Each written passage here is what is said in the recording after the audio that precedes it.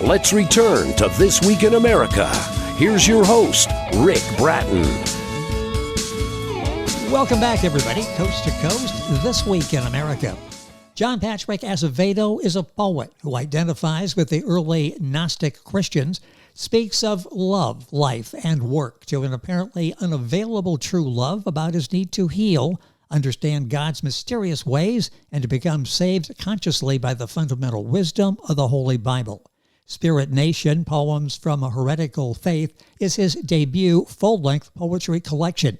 With piercing insight and lyrical depth, John Patrick explores the intersection of faith, identity, and human reciprocity through the radical new lens he calls Holy Bible sociology.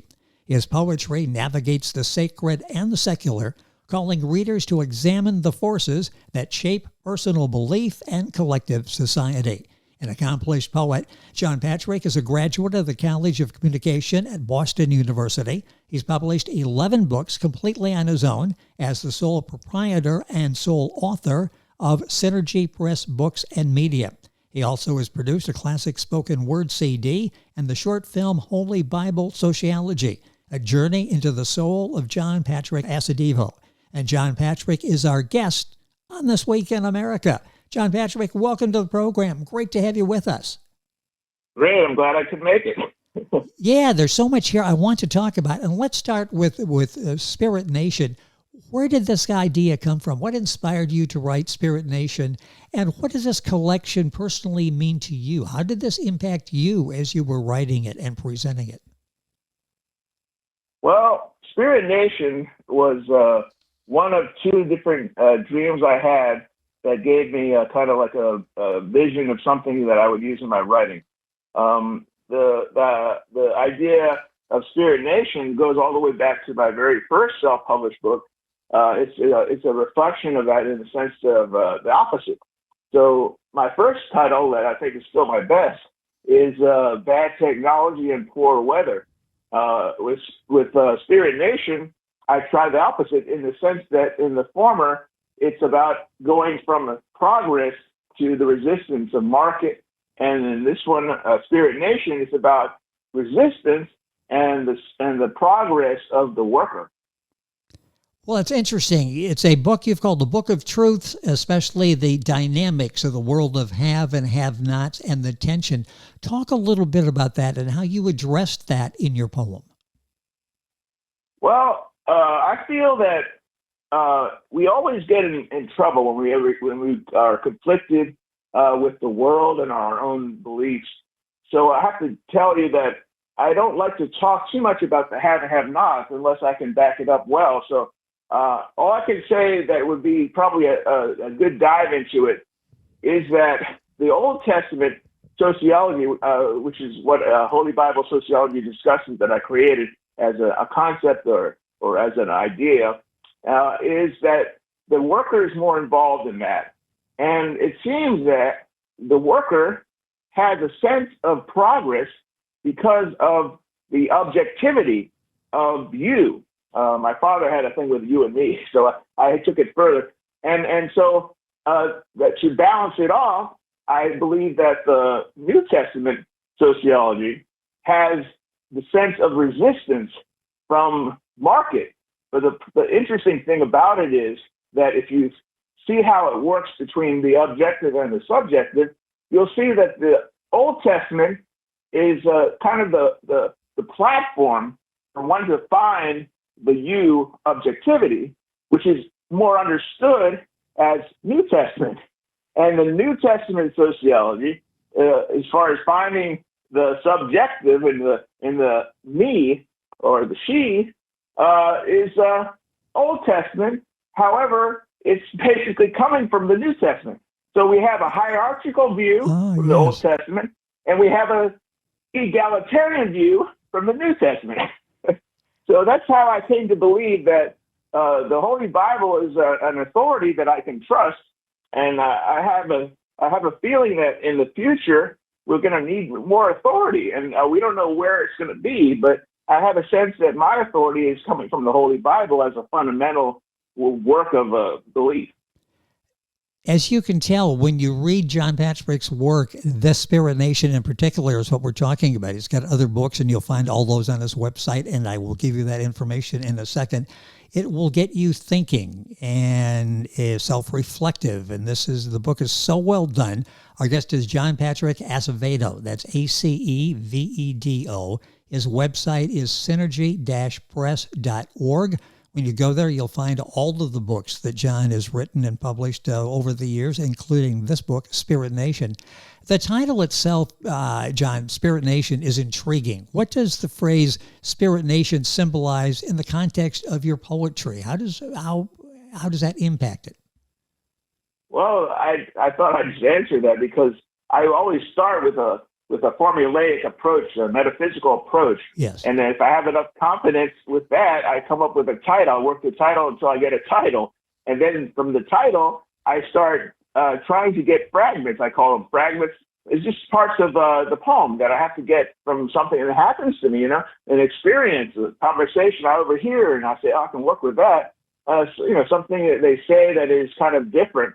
A lot of times workers tend to have comments they say at the end of talking to someone or in between the important, obvious kind of words, lines and all that. So if I hear it, I say, okay, well, that's something. So then I get my editor hat on, and I get all my fragments, and I move them around and around and around until finally I got a poem. And then I print it, and it's published. It's just amazing, and they're now available for all of us to read, enjoy, and to ponder. John Patrick Acevedo, his website is synergy-press.org. You describe your work as being from a heretical faith. Can you explain what you mean by that and how it reflects your worldview or your spiritual philosophy? Well, the thing about it is, I didn't want to say a working faith, because I know that work is very important to the sense of the Old Testament sociology, getting the I guess you call it the authority part of it that goes to the New Testament sociology of objectivity and hierarchy. And then I said to myself, maybe I can remember. I could try to suggest that I am also like the original Gnostic Christians, because they, unlike all the following Christians, are not based on institutional teaching and law as much as they are about their belief and what the scriptures say. And so I said, if they are attracted to see that I'm a heretic, they might also be more attracted to my poetry when they discover that I have a lot of faith, and they say, well, he's a heretic. And then if I mention Gnosticism or wisdom a lot, they might say, oh, he's like a Gnostic. Okay, those are the heretics, they say. Yeah. That's how I did it. Our guest is John Patrick Acevedo. That's Acevedo. Books available at synergy-press.com. Other places as well. I'll just direct you to the website because it has information on all of the books that John Patrick has available. Your poets touch on deep spiritual and philosophical themes. How do you balance that, spirituality and realism, in your poetry? Well, that's a good question. The thing about it is that I'm trying to say in Spirit Nation, I guess in a way that is talking about the progress that comes from resistance. Therefore, you have to ask, is progress good or evil? So then you say, well, maybe it's both.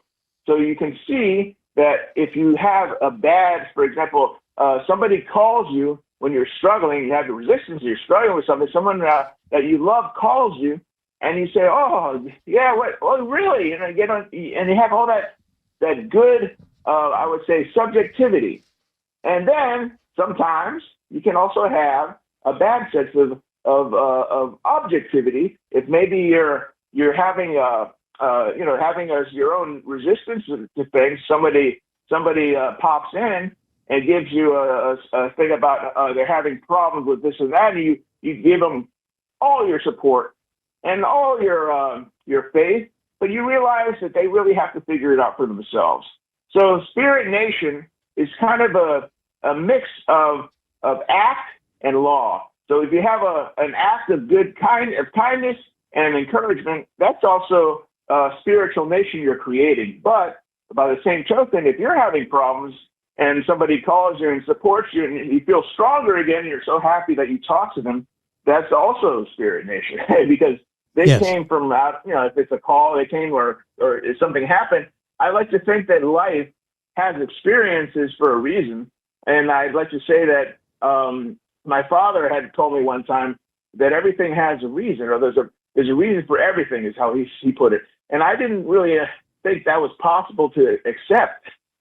So I said, that's not true. He said, yes, it is. And then later I realized that Ecclesiastes has been referred to by many critics of my writing as my most, emulated book or gospel in the Holy Bible. So I guess I had to say, well, if that's true, what is it that I remember about when I read the Bible from 1986 to 1990? And I said, well, I did like the part when it says vanity of vanities, all is vanity. But then I said, well, I don't know why I liked it, but anyway, then I realized that the most popular idea that comes from Ecclesiastes is that there's nothing new under the sun. And that's the idea that my father was trying to tell me. So that's how I kind of begin to say that I kind of like to think that the objective and the subjective can happen, it's about knowing it. And as an artist or a poet, I have to capture the subjective and even the objective for the experiential part of the poem, So that's kind of how I see it. Interesting insight into what goes into John Patrick's poetry. The new book is called Spirit Nation. You'll find it wherever books are sold. His website is synergy-press.org. Many readers describe your poems as both challenging as well as healing. What message or emotional experiences do you hope the reader takes away from your book? What do you hope the takeaway is after reading Spirit Nation? Well, since Spirit Nation, I really tried to be less, I would say, dense, because my family is my main audience, and they kind of consider my poetry to be dark because they don't have a better word for it. But I consider it, the older poems, to be more dense. And that's because I try to work, like I said, move the words around until I got it just right. And sometimes people don't expect to have to struggle so hard to get to the lines, So then yes. I guess to answer your question, I've always wanted to have people relate to the experiences, but I don't feel like I should make them have kind of like a takeaway that everybody kind of heard of, like a mantra or a slogan or anything like that. I wanted people to get to the point when they say, yeah, that's like my uncle when he did that to me, or I wish I hadn't done that to my mother, and all that stuff, So then, yes. So then you get a sense of he's talking to me, and the emotional element of it can almost translate into a spiritual element if you have a faith in some kind of higher power. So I used to tell my mother, because she would always read it and go, okay. So I said to my mother, my ideal is if you laugh and cry from something in the poem at the same time. And that means that you kind of had an experience, And that's kind of like at the heart of the, I guess you call it the ecstatic experience that the church later adopted.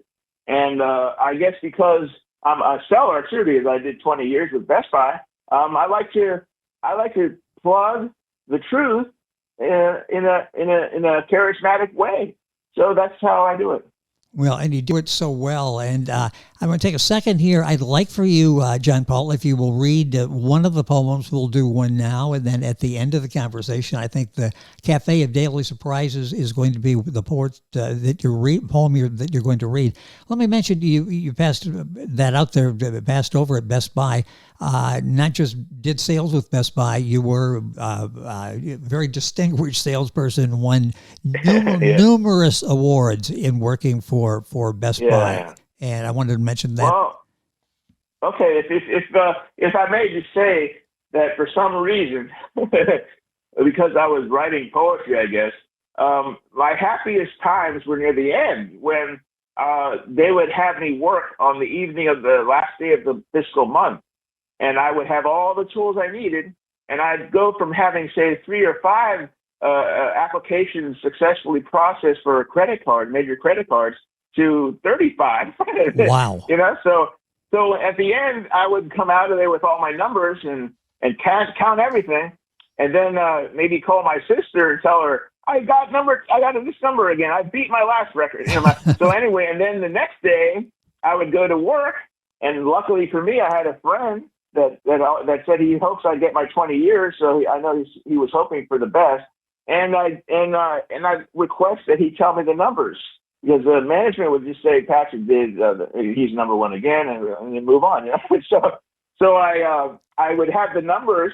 I'd get to the point where I had a break, and then I would take the numbers, they all printed out. I'd take the numbers and go through every store in the district. There's like 15 or so stores. And I'd say, okay, I'm still top. Oh, number 2. Still number 2. Yeah, I'm number 2. But I've been number 1 for many times, and I've gotten, say, 134, I think is my record. And I was upset because I tied that spot. And I said, God, how can somebody have tied it? And then so another friend I had, she had a lot of friends that liked to talk to me, on and off because of my poetry. Because just to finish the first thought, he said, "You're not," I said, "I'm pissed off." He said, "Why? Why? You're number 1." I said, "Yeah, but I tied it." So he said, "Oh, don't worry, you'll do it. You'll break it without a tie." Well, he was kind of right, but no, I think it was the next month I got 129, but no tie. What an amazing career you had there, and I love the competitive nature of you. You wanted to be number 1. But I just wanted to say that for me, I was very emotional when I saw, for example, my Boston University what do you call it? Like the jacket they sell for the students, Oh, and yes. I hadn't seen that for a very long time. And one time somebody came in with it. I got kind of sad, and I kind of recalled how at that time I didn't have all this pride and all this, all this energy. I was kind of down and sad, and I was in love and drinking and beer every Friday. And so I said, God, that was a hard time for me. I realized that. And the other thing is that the people at Best Buy, we always kind of got by on hype, high fives and all that. But occasionally I would actually get emotional with that too, because I would request to have a code 1, they call it, which means that people from the store that were available would come to the lanes and help me out. Because sometimes I was by myself for a while. And that happened, numerous times at Best Buy, as far as having to have help. And a lot of times I didn't have the help. But in the front lanes, they could get the code 1 process going.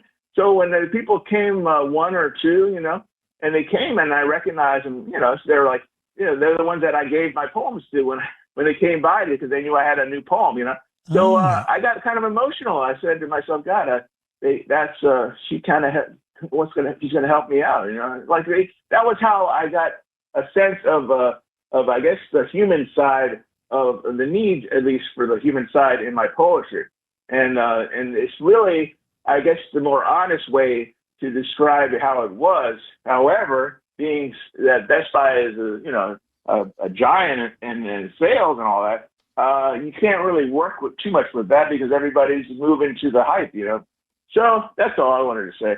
Well, it's interesting how you use that. I was going to ask if those 20 years really enter into who you are as an artist, as a poet, and you answered that in talking about those years there. A remarkable story. John Patrick Acevedo, Acevedo, is our guest on the program, talking about Spirit Nation, his new book, the debut full-length book of poetry. I've asked John Patrick to read a couple of poems for us here. This is the Cafe of Daily Surprises. I don't know if you want to just read it and then talk about it, or give us a little background. Yeah, sure. Yeah. We can read it. Okay, so here goes. The Cafe of Daily Surprises. I suppose my need to write and switch gears a bit and record ideas that I want my life, love, and work to reflect and experiences that my poems therein that help explain my belief that when humans feel like they are being praised as far as their desires to be something more than they currently are in faith. Moreover, we feel inadequate because of the different types of abuse, how prayer can eliminate fear and insecurity, and how doubt is only a lack of progress waiting to be made. Choice is the human desire to give actively and or passively between the mind and the heart. The passion that is often from guilty, inhuman drives to take actively and or passively between the soul and the body. Choice is sane and can be shared openly. Passion is instinctual and controls privately. Resistance from your world's desire to change your thinking and or feeling creates personal progress that needs to be preserved. Acceptance by your world after you've created your personal happiness demands your acknowledgement of how your world supports your autonomy. Is your glass half full with your submission to their use of your doubts? Maybe it's half empty with your elimination of your world's abuse of your faith.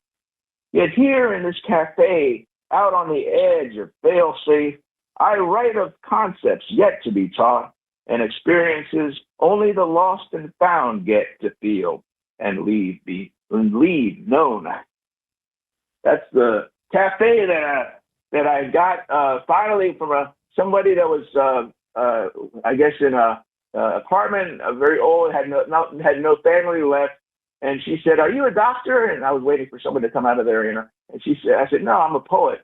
And she said, the life of daily surprises. So anyway, that's how I got that. Well, it's so well done. And as you're reading the poetry, you'll be underlining it, coming back from time to time to little phrases, parts of the poem that John Patrick has put together that gets you thinking. There were times that he was reading that and like, I'm glad I have a copy of it because I can go back and go through that again and contemplate that and see how that fits into my life. The poetry is so well done. Time is going by so quickly. I want to talk a little bit more about the writing, and then we'll close with another poem, if that's okay with you. Okay, sounds great. Were there any particular life experiences, turning points that deeply influenced the poems in Spirit Nation? How did that come about, and were there things along the way that really changed who you are or your outlook? Well, the thing was, for many years, ever since 1985, I've been writing to some girl. And they've changed, all over the years. But the thing is that the girl didn't have a character, didn't have people could hear I'm talking to someone, but everybody in the critique groups is saying, and who was she here? And point to the page, And I didn't really care too much to talk about that because I was thinking I was going to get my poem to be tighter, as they say. So anyway, I guess then, around, in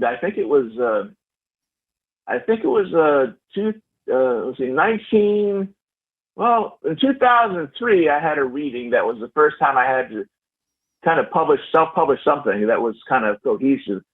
But then I think it was 2005 that I was going to do a reading in Barnes & Noble, and I invited my father to go, also my sister, and I felt like I needed to show them something, So I really struggled to get a personal kind of sense of truth.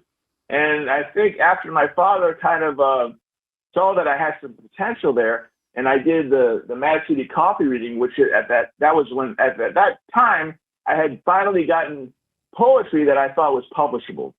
And the reason I think that it's publishable is because the way I talked about the girl was a composite of my mother, from my father's perspective, and my crushes. I had like 3, and they're different kind of crushes. One of them is more like street smart. Another one is more beautiful and innocent. And the third one is more like, I guess you call it spicy. So I put them together, and then I started to have a sense that I could make, my father understand it with my mother. I could make somebody from the street understand it. I can make somebody that's really sweet understand it, and I can make someone who's looking for some excitement understand it. And that's how I think I was able to evolve with confidence, because I felt that I identified with the person as obviously in different types split up, but for me, the poem served to explain that I was interested in this person. It doesn't matter how many there were, but yes. And then they'd also say that I have a chance to tell them about the experiences that I had that made me very happy. And like I said before, when I was younger, I was also sad. But so I tried to make everyone that hears my mixed emotions try to understand their own feelings about, say, something significant other, and that makes the whole idea of a society and family and I guess they call it the deification of true love for an artist, So that's how that goes. It's interesting getting into the mind of an accomplished poet, and we've done that. Had the opportunity to do that in this interview with John Patrick Acevedo. I wanted to just talk one more question here, then I'll have you close. We're rapidly running out of time with another poem. But how does this book differ from your previous works, and what makes it stand out, do you think, as a defining piece of your literary voice so far? I believe that I tried to push Spirit Nation as far as I could, as opposed to the other books, because I assumed that my other books, I have like 6 of them that are available, I assumed that they would sell. But I realized finally that unless I kind of, was backing, with the marketing process all the way, like this interview, that I wouldn't really have a chance of selling it. So right now, for example, I'm encouraging my project manager to get some kind of a female reader narration for the audio version that's coming out, for somebody that has the kind of a quirky sharpness and emotional insecurity that is conveyed by the great actress Julia Louis-Dreyfus. And he said he's going to try, but that's just because I feel that if I didn't give my all, it wouldn't sell. And I know that they don't sell, even if I give a lot of my interest in trying to get it popular. So that's the main difference. And the other thing about it is, like I said before, my family said, why don't you try to explain a little bit more before, or somehow make it easier to understand? I made a conscious effort. Yeah, I made a conscious effort to kind of take some of the fatty parts out of the poem, that I used to kind of write, and then make it muscular and make it have a skeleton that is strong, and not necessarily have all the mushy stuff that is very cleverly put together. Well, you've done such a remarkable job with that. Very talented poet on our program today, and we appreciate that very much. And we're out of time. Let's close here, John Patrick, if you would. Give us another poem. And I think this is something new that you just written? Yes, every reading I do, I like to end with a new poem. So I wrote this just before I got ready for this. So here it goes. All I can say to I guess, prepare you for it, is that I wanted to kind of push the notion of Holy Bible sociology to a realistic level. And I guess for me, there's some people that you can't please no matter what, and other people like to be liked by everybody. So I have to deal with that, and so that's what I'm touching upon in the poem. So it's called Graceful Sacrifice. Christmas sin. I would rather be used than be abused. I would rather show effort's hope that ends than defend the beginner's fear. I would rather take from rich women than to give to poor women. I would rather look and feel good than to constantly have to learn. Old Testament sociology illustrates how when one judges one, the other judges them back. And when one shows mercy upon one, the other also judges them back.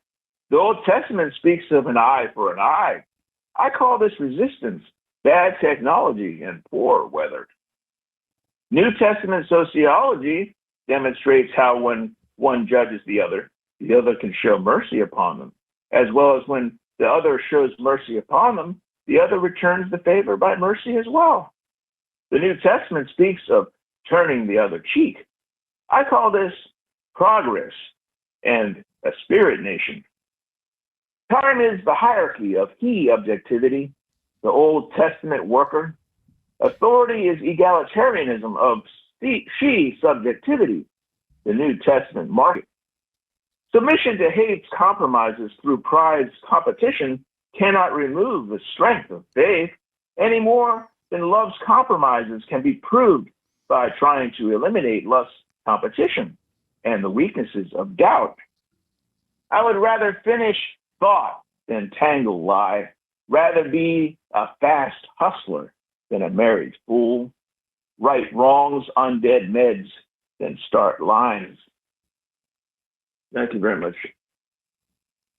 That was so well done and so well read. You can tell that he's done some public reading, and you'll get information on that and information on the video that we talked about at John Patrick's website, which is synergy-press.org. The new book is Spirit Nation, Poems from a Heretical Faith. That's the new one. That's available there, available wherever books are sold. But if you go to the website, you'll get more information on John Patrick. John Patrick, it's been a pleasure having you on the program. Continued success with your poetry in reaching more people and shaping more lives. It's very powerful, and I thank you for spending some time with us on the program today. Well, I'm glad I could make it, like I said. Well, glad that you're here. And again, you'll find all the information at John Patrick's website, synergy-press.org. I'd like to thank GlassLink Solutions, LLC.com for arranging our conversation today with John Patrick, a full-service self-publishing and marketing company that provides existing and aspiring authors exclusive access to publish and market their books. And I thank them for being here, bringing John Patrick to the program today. Their website, GlassLinkSolutionsLLC.com. You're listening to This Week in America, and there's more on today's program, and we're back right after these messages. This Week in America is online. You can visit our website, thisweekinamerica.us. Scott Pinkerton, Associate Producer of This Week in America. Jay Anderson, Segment Producer. Ben Watson, Webmaster. Otto Bechet, Director of Engineering and TV Production. This Week in America produced and is a trademark of Blue Funk Broadcasting, LLC. For information on all of our guests and to listen to this week's show, our website again at thisweekinamerica.us. And I'm Sean Bratton, Executive Producer of This Week in America.